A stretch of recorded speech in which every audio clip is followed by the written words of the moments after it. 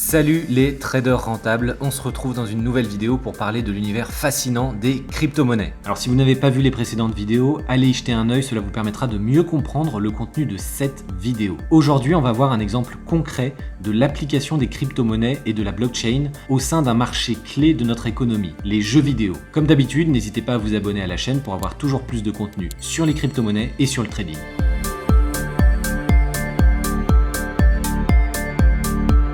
L'industrie du gaming est en train d'évoluer très fortement avec l'arrivée de deux technologies, la blockchain et la réalité virtuelle. Pour la réalité virtuelle, c'est assez simple à comprendre si vous avez déjà essayé un casque comme Oculus Rift, le Samsung Gear et bien d'autres encore. Cette réalité virtuelle vous permet de vous immerger au cœur d'un jeu en étant l'acteur principal. En gros, vous abandonnez petit à petit la manette pour interagir toujours plus avec votre corps, avec vos mains. Il est certain que l'avenir du jeu vidéo va s'orienter sur ce type de support à l'avenir et que la réalité virtuelle va finir par s'imposer. Mais alors que peut apporter la blockchain à un secteur comme le gaming?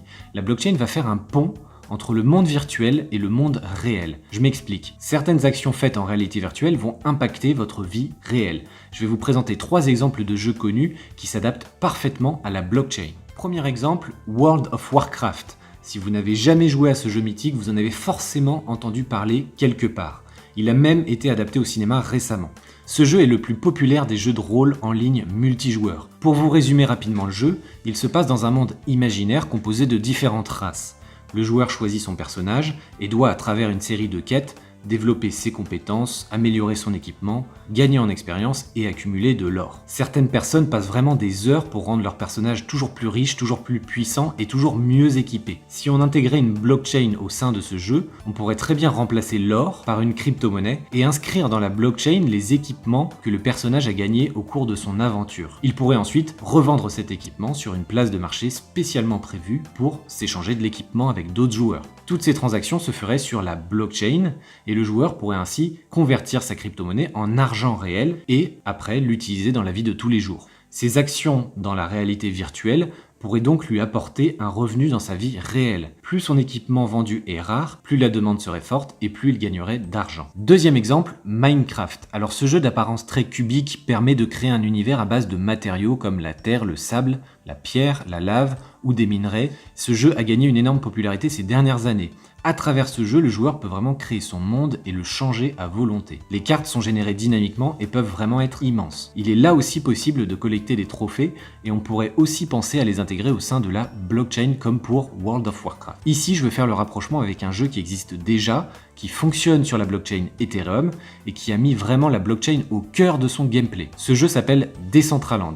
Là aussi, on a une carte immense, mais contrairement à Minecraft, la carte elle est fixe et elle n'évolue pas. Chaque joueur peut acheter des biens immobiliers qui sont plus ou moins chers en fonction de leurs emplacements. En gros, l'utilisateur se connecte à son portefeuille Ethereum et achète des parcelles de terrain par le biais de la crypto-monnaie Mana. Les transactions sont écrites sur la blockchain Ethereum, mais pas sur les serveurs de l'entreprise qui a fait le jeu, et cela donne littéralement aux investisseurs la propriété du bien virtuel.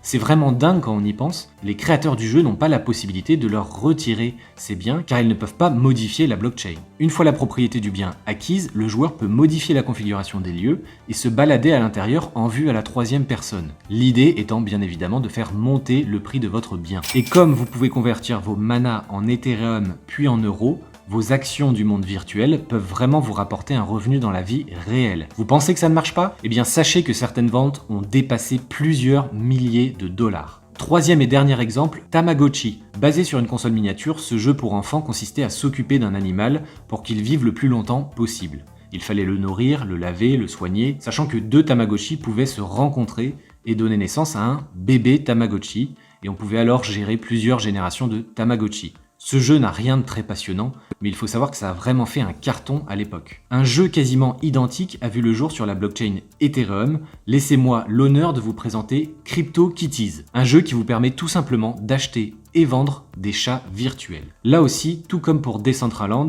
l'utilisateur est littéralement le propriétaire de son animal, car les transactions sont sur la blockchain et pas sur le serveur de l'éditeur du jeu. Chaque chat est unique et a des caractéristiques qui lui sont propres. Si vous accouplez un mâle et une femelle, vous faites ainsi naître un chaton qui aura lui aussi d'autres caractéristiques. En fonction de ces caractéristiques et de leur génération, les chats sont plus ou moins rares. Et forcément, plus ils sont rares, plus ils se vendent cher sur l'application CryptoKitties. Si le concept de ce jeu apparaît très simpliste, là aussi ne le sous-estimez pas car les échanges ont eux aussi engendré des sommes astronomiques. On parle ici en dizaines de milliers de dollars pour les chats les plus rares. Là aussi, vos actions du monde virtuel peuvent vraiment vous apporter un revenu dans votre vie réelle. Imaginez maintenant ce concept appliqué sur un jeu aussi légendaire que Pokémon. Le succès autour de ce jeu serait probablement un événement complètement dingue. Alors on n'en est pas encore là, mais on en est vraiment pas loin. Là, je ne vous ai fait qu'entrevoir les possibilités qu'offrent la blockchain et les crypto-monnaies dans le monde des jeux vidéo, mais dites-vous bien que l'impact sera tout aussi important dans des dizaines de secteurs, notamment la logistique ou encore la finance. D'ailleurs, n'hésitez pas à partager dans les commentaires d'autres idées qui pourraient montrer la puissance que peut apporter cette technologie dans le monde du gaming ou dans d'autres secteurs d'activité. On arrive au bout de cette vidéo, j'espère que ça vous a permis de mieux comprendre comment la blockchain et les crypto-monnaies peuvent s'implémenter dans notre société. Je vous ai bien entendu mis le maximum de liens à propos de tous ces jeux dans la description de la vidéo, n'hésitez pas à aller y jeter un œil. Si vous avez aimé cette vidéo, n'hésitez pas à mettre un pouce bleu, ça valorise énormément notre travail. Si vous souhaitez aller plus loin, on vous a préparé une formation crypto gratuite, vous trouverez le lien en haut à droite de la vidéo et dans la description. Et moi je vous dis à très bientôt pour la prochaine vidéo.